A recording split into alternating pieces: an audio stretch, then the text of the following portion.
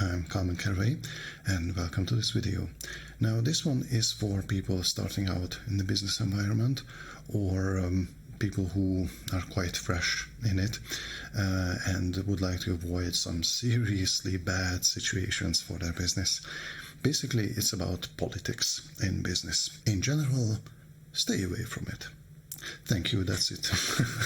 No, basically, it doesn't matter if you're a small startup or a major mega corporation. Stay away from politics.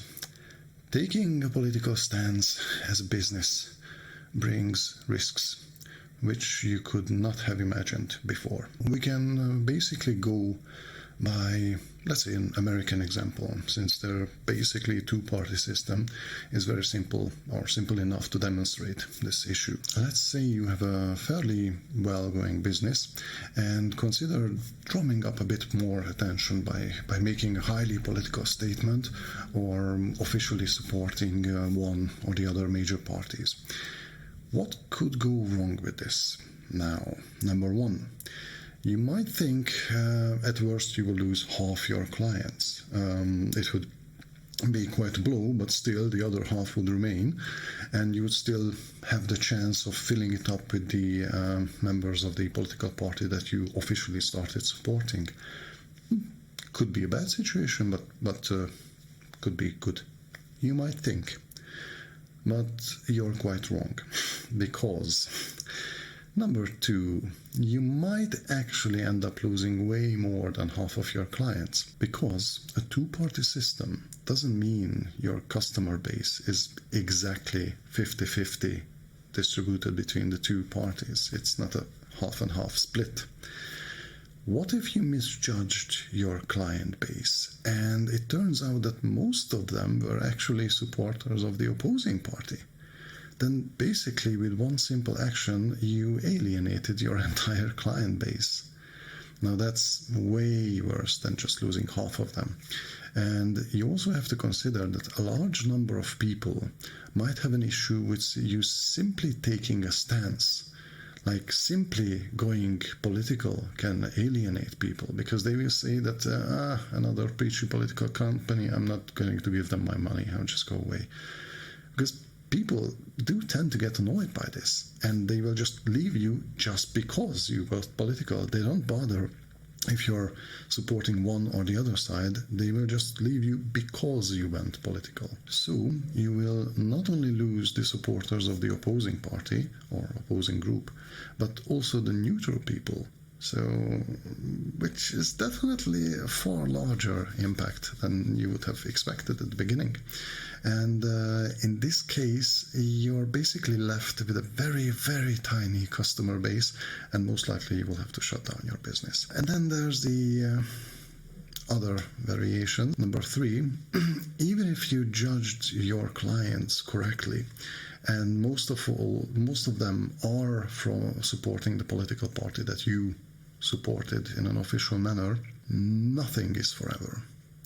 You might have a couple of years which will be really prosperous because all the people of that party are buying and supporting you and all that. But you never know what the next election will bring. You never know how the tides will turn, and your supported party might even change. I mean, not it will be exchanged to the other one, but the party you're supporting might actually change its policies and might go in a direction that you would really not agree with. They might actually start advocating for things that you wholly disagree with. And that will be also a really weird situation, because now it's already on record that your company is officially supporting that party.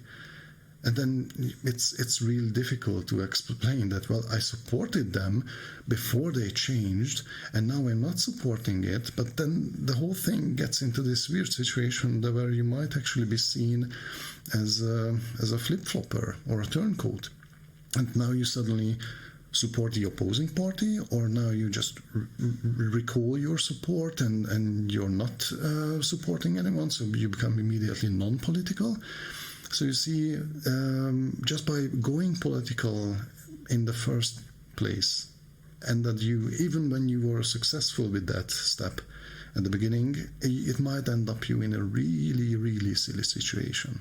So that's why I would advise just to keep far away from politics. It's really, even if you end up in a positive situation for a while, can end in huge losses, and you will not just lose your supporters, but the company will lose its credibility.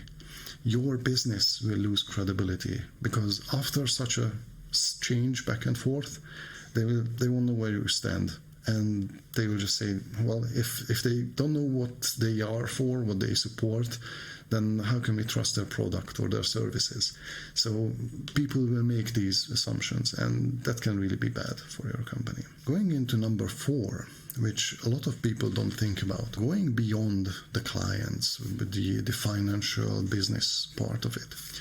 Are you certain, especially if your company has several employees, are you certain that all your employees are on the same page? Do they all, all of them, support your ideology?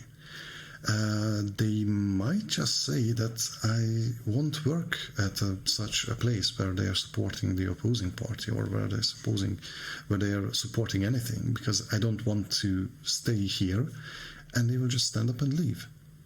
Can you deal with the potential loss of your clients and the workforce at the same time? Because that will definitely not just shrink your company, but shut your company down altogether. But if you remain neutral and your employees want to push you to either side, either party, and they actually threaten you with quitting if your company doesn't publicly support this or that thing, whatever goes on, they will be a bit of a problem. But I would say let them quit. They will either change their tune and sit back down and, not wanting to lose their job, just keep working and say, okay, then I'll just keep working. If we're not going political, then fine. Or they will leave, and you've potentially avoided some future incident where they, as part of your company, will start advocating for things or representing your company with their own political views on the internet. Now that can be really, really harmful, because then it's really complicated to explain that highly political viewpoint that was voiced on our account or by our PR manager or whatever is not ours. We are distancing ourselves from our own employee, but then it's like this awkward situation that you basically have zero control over your own employees and what goes on. So you see, again, that's a situation when simply going political creates this craziness, and it's really difficult to climb out of it. And basically, this is something that you've seen in the last decade going on, that this or that company, giant companies, small companies, go political, and they just dive headfirst into a beehive, and they don't know how to get out of it. And stock prices drop down to the floor, companies get shut down, and or they hide away for a year or two and then try to come back, but everybody still remembers what they were doing.